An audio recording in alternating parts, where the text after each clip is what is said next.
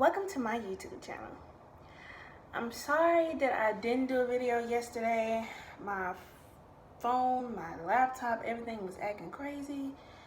So I will make up for it. Today I will be doing a story time. It's a personal story time. I already got permission from my two siblings that were involved to tell it before I decided to, go ahead and tell it. It's very personal. I'm not gonna name no names. I'm not telling this story to put anyone out there. I'm only telling this story to tell my personal experience. I'm not trying to tell my sister's experience, anybody else's experience but mine in this situation. I think a lot of people be shocked by it or might not be shocked by it. After I tell this, the reason why I wanted to really tell this story is to give my opinion about the situation, like the whole situation in general. So the story is about my experience while in foster care. Yes, I was in foster care before. It wasn't the best experience, but I cannot say that I had the worst experience, because I know there are people out there that had even worse than me. So I cannot say I had the worst experience, but I do feel like I can tell my side of the story, and it doesn't define me. It doesn't. I don't let it define me. I don't carry it on my shoulders. I'm not embarrassed about it. It's just something that happened in my life. So let's get started. I have notes that I'm looking at when I look down. So if you see me looking down, I'm looking at my notes. I want to get everything right. I don't want to miss anything out. So I'm not going to explain the reason why I was in foster care. I'm just going to explain what happened while I was in foster care. So, okay. So I'm not really sure on how old I was, because while I was in foster care, I turned two different ages. So I think I was 13 when I got in foster care, either 13 or 14. I'm not sure, because I'm not even sure on the year that I got. Okay, so 9th grade, got out of foster care. I should have prepared this, but we're not gonna focus on that. So I was either 13 or 14 when I got in foster care. Both of my siblings were with me, and went to this home. We knew the lady. We thought, she was this kind lady that we knew that fostered a lot of children that we knew or that we were friends with or whatever, and we ended up getting placed in her home. Now, it was already a girl staying there before we got there, and we actually knew the girl from knowing the lady that owned the home. So we moved in there with her. She was absolutely very nice. She cooked for us almost every night. Sunday dinners were the best. Yeah, it was pretty cool. We were cool. And we knew her from our church, actually, the church that we attended. And that's how we knew her. So we stayed there for like 2 weeks. It's pretty cool. Then she showed her true colors. Now,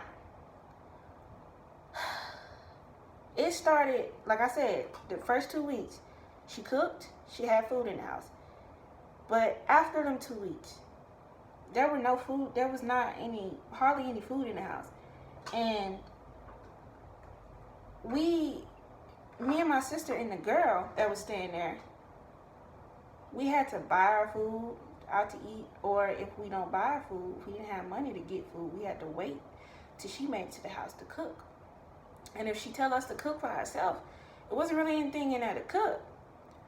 It was like expired, like it was expired food, like from years back. So we couldn't even fix food for ourselves because it was expired. And we always wondered if she cooked with expired food. And that was a problem. That was a big problem because I was an athlete at the time. I was playing basketball. Now, if you're an athlete, you know how it is. When you're an athlete, you got your metabolism is running, it's moving, it's working. So you get hungry a lot. You probably don't want a whole meal, but you snacks, something to eat. So we didn't have that much to eat at her house. And we would let her know that, and she would like, go in the kitchen, there's something there to eat. It was expired. And she didn't seem like she cared.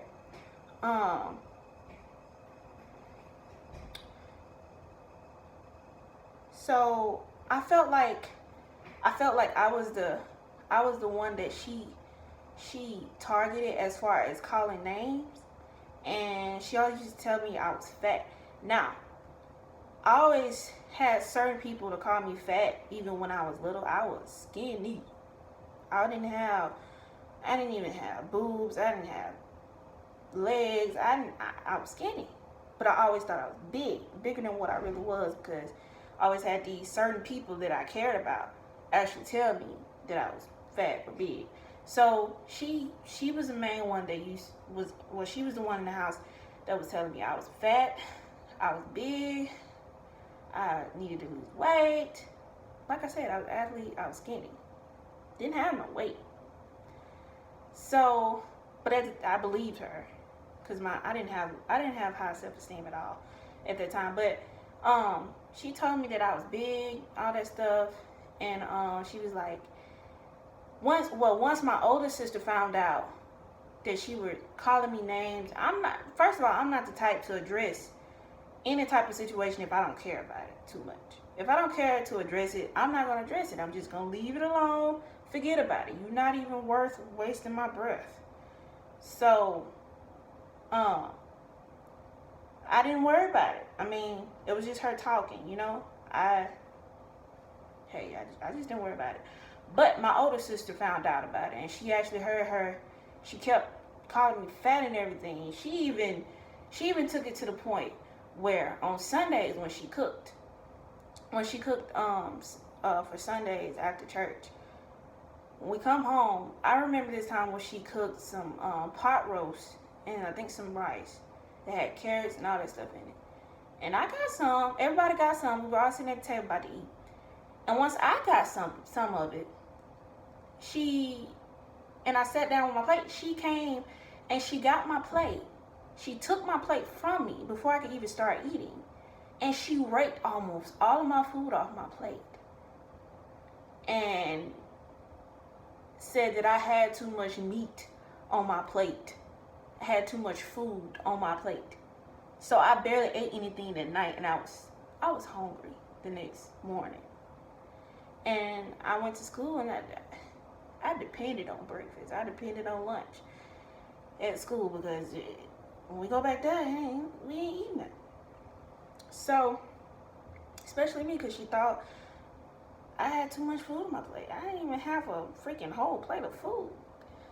So, she did that, and then once my sister found out about her calling me names, my older sister, she had said something. Now, I'm not the type to disrespect. I feel I was raised to not disrespect any elder, anybody that is an elder over me, even if they're right or wrong. That's just the right way to do it. Now, it's a certain way that you can talk to them without disrespecting them, I believe. And I do that now, but at the time I was younger. I was 13, 14 years old.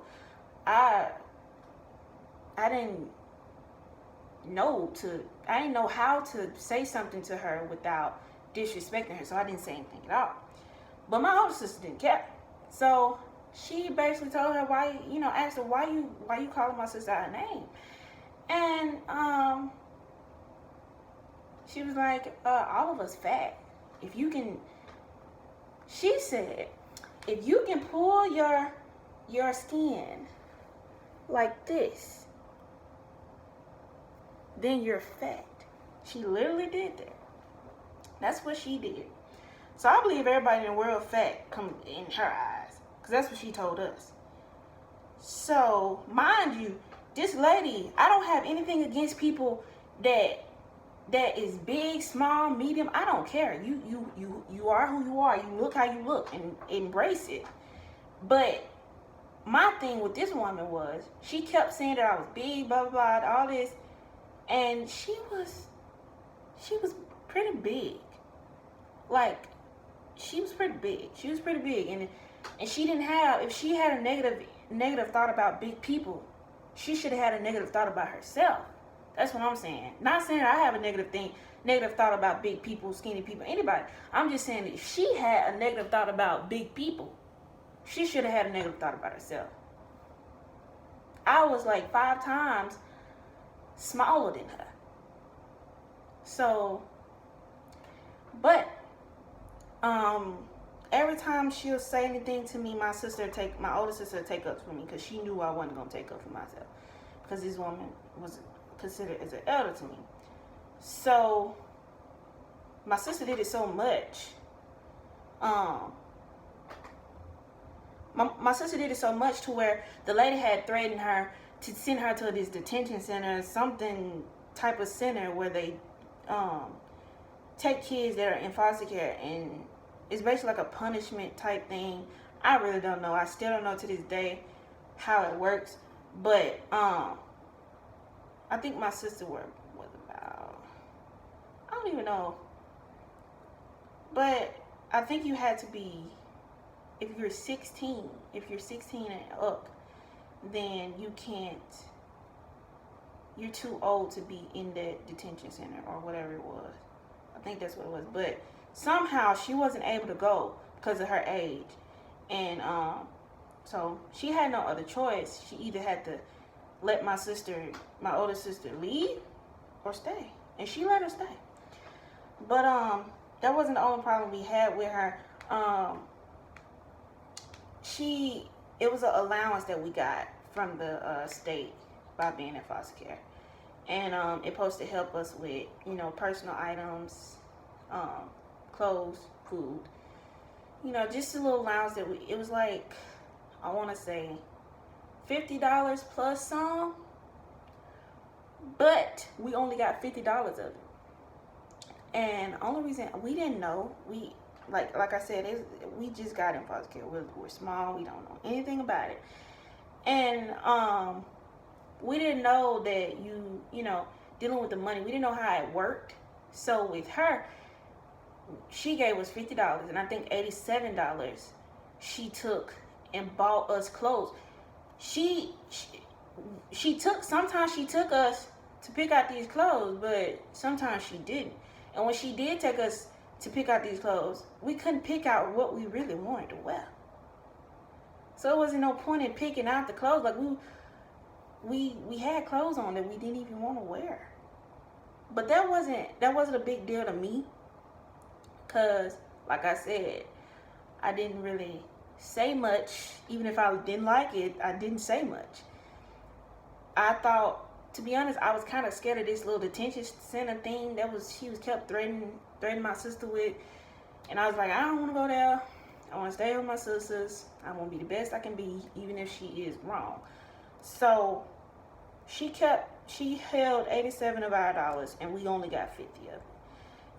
$50 did not last at all. And $87 she got and paid for our clothes with. So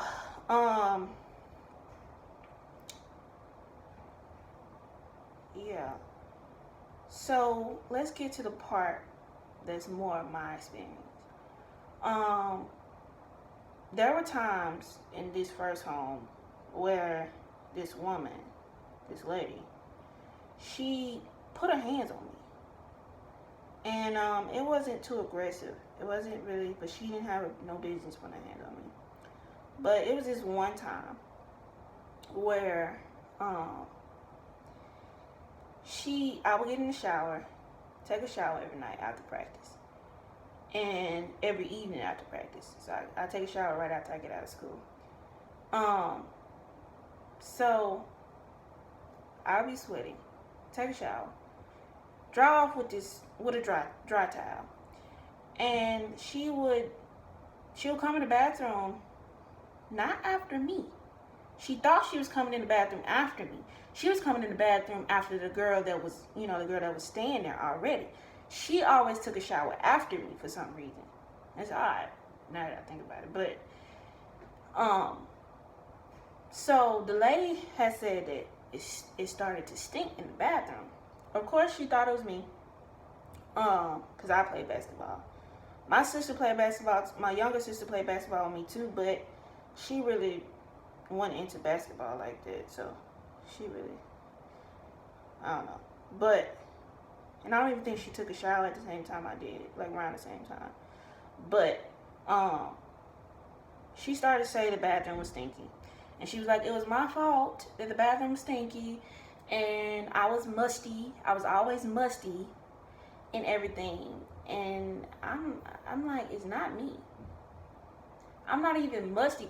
Now, it's the difference in smelling like sweat after practice and musty. I smell like sweat. I'm not musty. I will admit if I'm musty.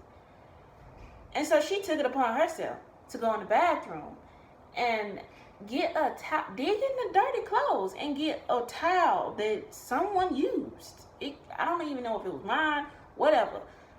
All the towels are white, first of all. So she digged in there and she was like, I found this towel and it is very musty. And I was like, that don't mean it's mine. And she was like, come here.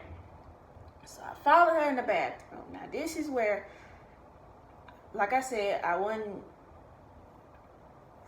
13, 14. I was taught not to say anything to other people if they're wrong or right. So, she basically got a razor, got some soap, got a razor, and shaved into my arms. She did it very aggressively. She didn't cut me, but she did it very aggressively because she was mad. And then after she put soap, shaved under my arms, she got some Listerine and put it under my arms. Now, I have never seen nobody do that. I don't know. At the time, I didn't know if that was right or wrong. It hurted like crazy. But, hey, it happened. Okay. She didn't have no business putting her hands on me. She should have just taught me how to do it.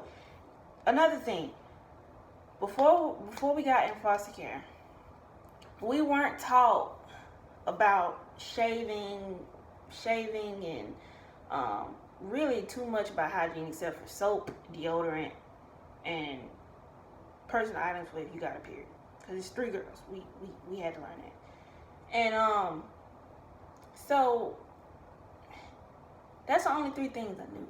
I didn't know about lotion on your body every day, every night. I didn't know nothing about moisturizing, keeping your skin clear. I didn't know nothing about that because we weren't taught that. So when we got in foster care, we were taught that by a lady that my older sister knew. But that's her story to tell. But so yeah, I didn't know if it was right or wrong at the time or whatever. But now I do know that was wrong. But I told my caseworker what happened, and she told her supervisor what happened. Nothing was done about it. So left it alone. The next time that she put her hands on me was after practice again. Now, I can't say that I was wrong for doing what I did, but there was no reason for her to put her hands on me like she did. So, I came home from practice. I think I ate some peanut butter or something. I don't know what I ate, but I know it involved a spoon. And I left my spoon in the sink. The rule was, wash your dishes, clean up behind yourself. I knew that. I did not wash out my spoon. No. I ended up throwing my spoon. I tried to throw my spoon in the sink, but it ended up falling on the floor. And I saw it fall on the floor, but I didn't pick it up. I don't know why.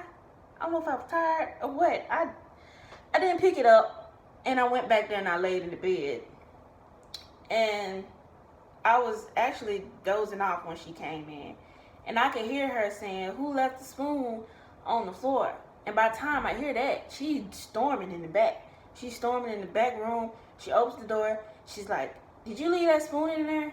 And I'm waking up. And I'm kind of confused as to, I don't know, I didn't respond, I guess, as fast as she wanted me to. But I felt like I was about to respond. Like, I'm just waking up. And I'm looking at her crazy. Not like on purpose. I'm just like waking up, like I said. But she sees it as I'm being disrespectful. I'm not answering her quick enough. And she charges at me and grabs my neck. Grabs me like this. But then she doesn't squeeze. She does this, pushes me like this, and then does this. And I'm like, and she just stormed back off. So I told my caseworker. Now, that night, my caseworker came over, and she was talking to the lady and me. She sat us down in the living room. I kid you not. This lady started crying, saying that I was lying on her. She was like, "I can't believe you lying on me. I can't believe you would sit there and make a story like that. I don't want you in my house no more. If you're going to lie on me," like, I'm like, what the? I've never seen an adult do that. And I'm like, this lady's sitting here acting like she didn't do nothing. Then she crying real tears. That was my first time seeing some stuff like that. But I told the caseworker, like, I don't know why she crying and lying, but that's the truth. I told the truth. She was like, "Okay, we're going to get to the bottom of it." So, time goes on. And apparently, she plans this party for me because my birthday's coming up. And I didn't know anything about it. It was supposed to be a surprise party. But I guess I didn't do something she wanted me to do. I don't know what happened to where she told me, she was like, "I was going to plan you a party, but I'm canceling it now. I got a whole cake in there for you, wings and all this stuff." I didn't care. I don't want to be here. I did not like it there. I don't care about a party. I'm not even worried about my birthday at this moment. I just don't want to be here. That's what I was thinking. And she kept going on about how I was not good enough. And I'm like, look, I'm not telling her this now. I'm not being disrespectful. I'm saying this in my head. I really don't care.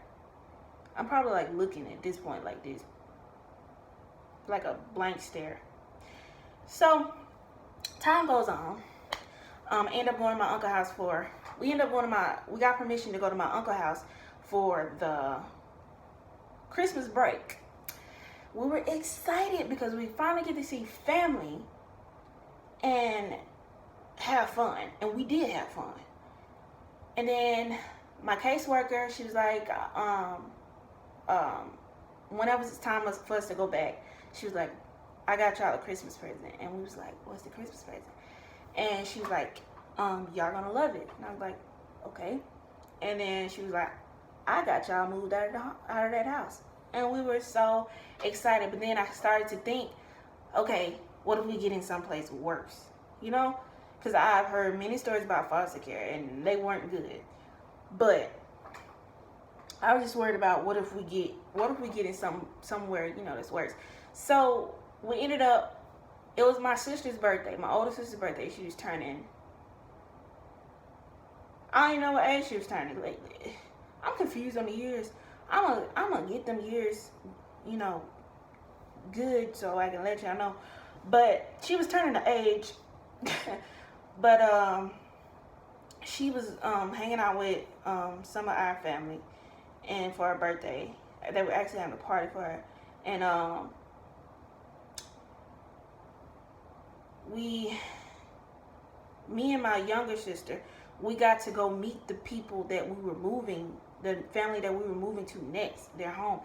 And when we went in there, it felt like, I don't really know how to explain the feeling. It's kind of like when we walked in, I felt like, hey, this is a different atmosphere. And how the lady was talking, I kind of was iffy because the other lady was nice at first too, you know. But come to find out, it was a lady and a man. It was also a girl there, I think, when we came.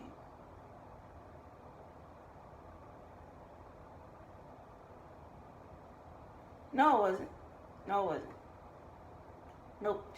So my older sister had her own room, and me and my younger sister shared a room. But I don't have any complaints as far as regular family complaints. Like, we argued this day. Okay. We didn't agree on something this day. Okay. It wasn't as far as like neglect or, you know, name calling or anything like that. And I think the stay was wonderful. She let us see some of our family. She let us, you know, be kids, teenagers. She let us do not anything we wanted to. We still had a curfew. We still had rules. We still had a lot of stuff. A lot of people thought that we didn't have rules and we didn't have discipline and all this stuff. We had discipline. It wasn't no whooping or no spanking or nothing like that. It was, okay, give me your phone. Your phone gonna be taken for this amount of days, this amount of weeks. I'm gonna tell you caseworker, blah blah blah. It was that type. It was an actual punishment or actual something that you know, families do anyways. So this day was excellent, but it came to an end. Now, I had my first birthday at the first home. No. Yes. I had my first day at the first home. It was terrible. Very terrible.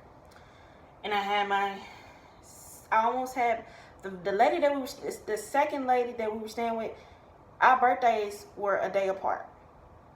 Mine was on the 4th, hers was on the 5th.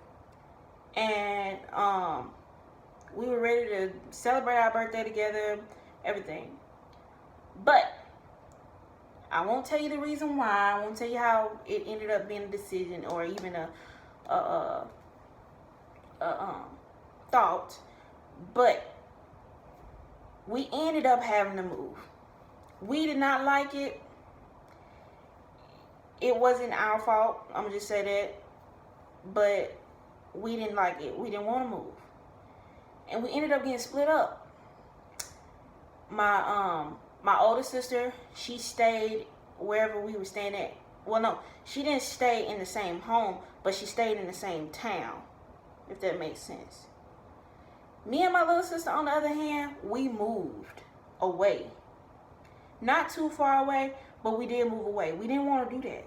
We moved in this little town, this little bitty town, where it was full of trees. There wasn't even a gas station. It was terrible. We didn't have no service. Wasn't nobody out there. We didn't know nobody. We were new. The lady that we were staying with, she was nice, but she didn't like, I'm gonna put it like this. She didn't, whatever we wanted, the rule is in the foster care business is what we were told.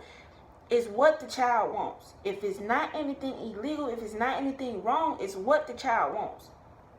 We didn't, in her house, that rule seemed like it just went away. And we had another caseworker too.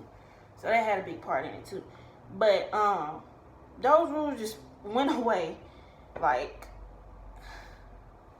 we didn't have, our phones got taken for good. We didn't have no communication. We didn't have but each other. And we made the best of it. We did. My younger sister, she wasn't even talking at this point.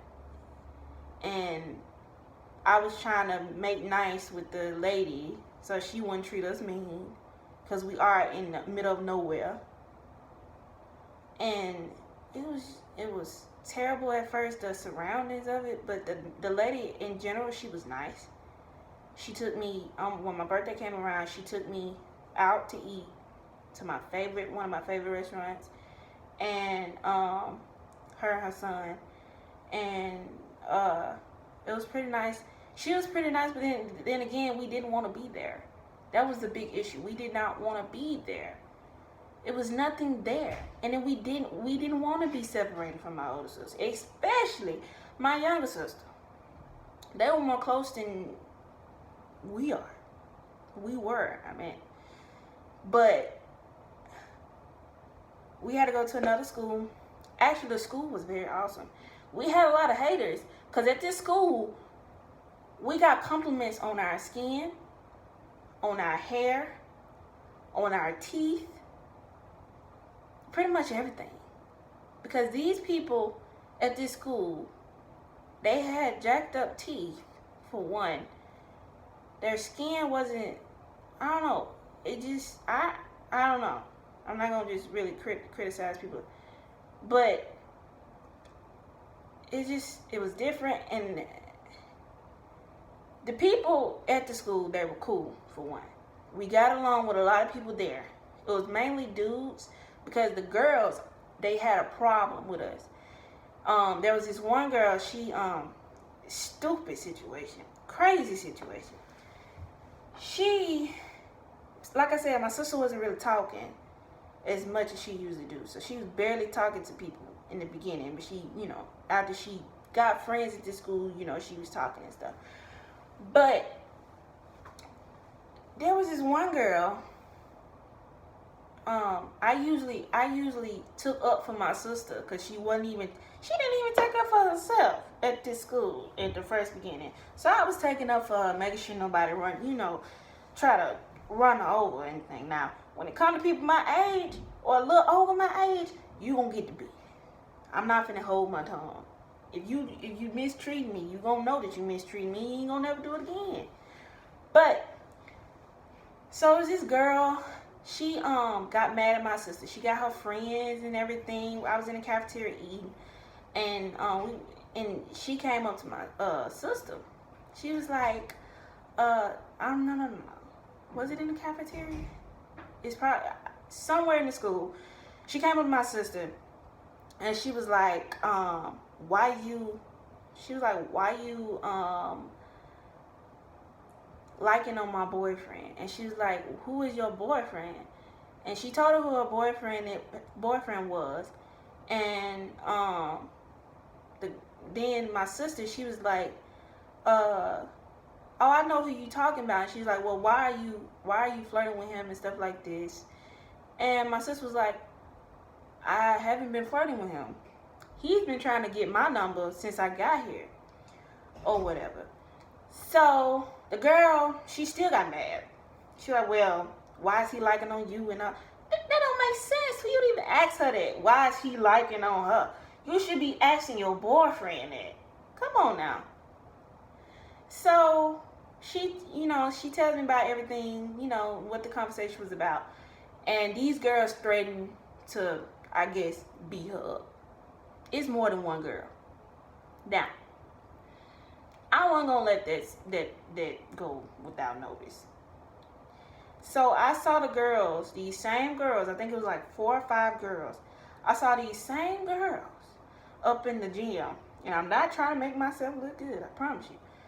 I saw these girls in the gym, and I just came up to them. I was like, so my sister said that y'all trying to fight her all at once. And they was like, who is your sister? And I told them who my sister was. And they was like, you her sister? I was like, yeah, I'm her sister. But why you getting mad at her for something you should be getting mad at your boyfriend for? And she was like, oh, we was just playing with her. I said, don't play like that. I was like, that's my little sister, and I don't play about her. And if y'all trying to fight her, y'all not going to be able to. You're going to have to fight me before you have to fight her. And I was like, we was just playing.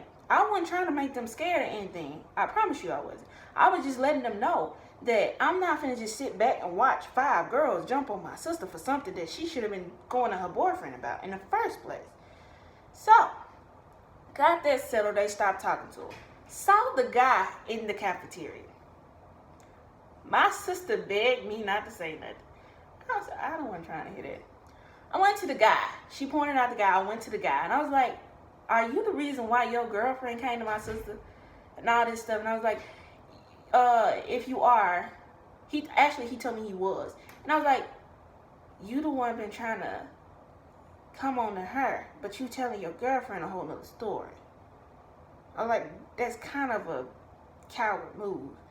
And he was like, and he got all buffed up, and he was like, oh, no. He started saying like, man, get out my face, get out my face. And he started crying.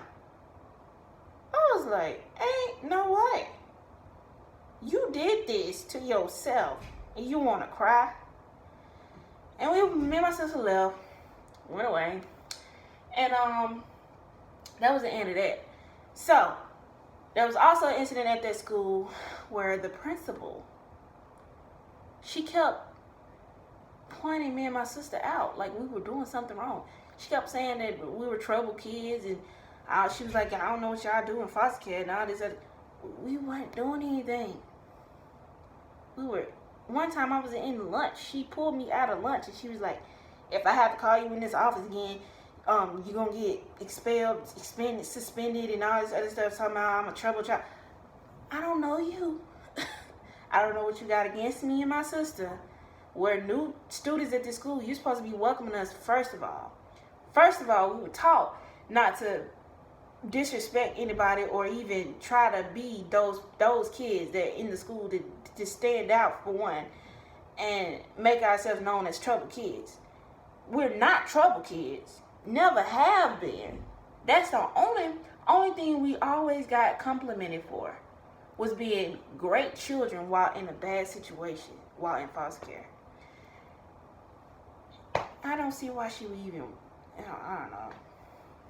Anyways, so that happened. Then came back to hometown. We only stayed there about 3 months. And we actually ended up getting warmed up to it because we had friends then. And we actually didn't want to leave after a while. But we came back to our hometown. And reunited with my sister, family. And we got out of foster care. Now after that, I can't tell you much. But here I am today in college. I'm doing pretty good, I think. But that's my experience with foster care. Like I said, it's not the worst. People have had way worse than me. Way worse. And so, oh yeah, the lady that we were staying with, her daughter, the lady that we moved away from my hometown with, that we were staying in the middle of nowhere, her, I don't know if that was her niece or her cousin niece. I think it was her niece. She got to stay there while we were there, and she stole a lot of my younger sister's stuff out of her belongings in the closet and stuff. And I'm like, that's crazy. And once we said something about it, she was like, my niece would never do that. No. So I told my sister, don't even worry about it. We'll get some more stuff. So that's the end of that. I'm not gonna say a lot more about that. But now, I explained that story to say this. My opinion about, I'm sorry, this is a long video, but it's interesting, I think.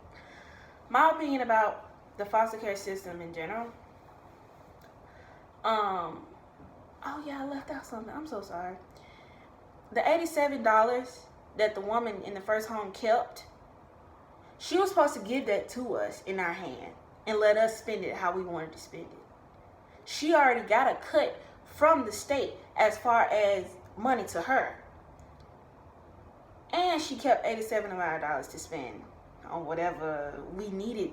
Whatever clothes that she wanted us to have, not what we wanted. So we found that out once we got to the second home. I think that's it. Anyway, my opinion about this foster care system, at least in my hometown, is terrible. Simple. A lot of people, they go in the field and they don't know whether or not they really want to do it, and they just do it for the money, I think. And they it's not everybody in the system. I'm just saying the people that they know who they are. but they basically act like they didn't care for the actual child. But I think if you're gonna do something like that, if you plan on being a social worker, do it like put your all in what you do. If you know you're not gonna put your all in what you do, you're playing with somebody else's child's life, for one. And it's not safe to do that, because it's terrible people out there that are foster parents.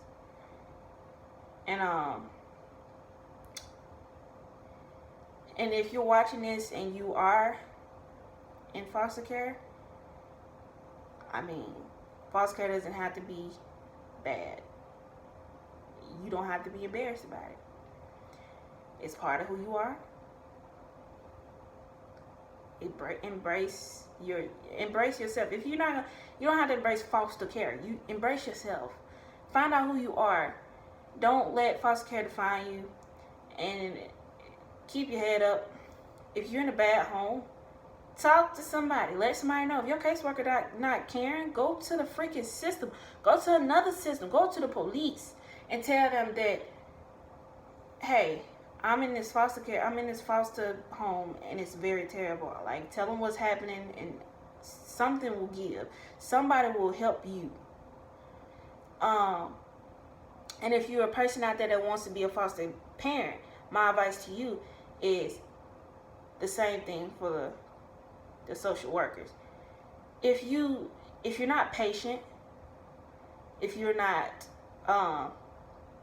willing, if you're not trustworthy, if you don't just be like, I know I'm this, I know. Actually sit down and ask yourself, am I trustworthy? Am I patient? Am I willing to do whatever it takes to take care of somebody else's child? Then do it. If you are, do it. I mean, don't do it just for the money though. Cause if you do it for that, you get a child that's like, most kids, they've been through so much, and they come in the system and they only know how to act out from it. They don't want to get too close to that foster parent. They don't want to be like, hey, I can't get too close to her because I know I'm probably gonna be leaving in 3 months. I'm gonna be leaving in a month. So they're gonna be rebellious. They're gonna be rebellious and not just like, they're not gonna try to connect with the foster parent. So you have to be patient. You have to be willing to do all you can to make that child feel comfortable. And you have to be, you got to be ready for what's to come too.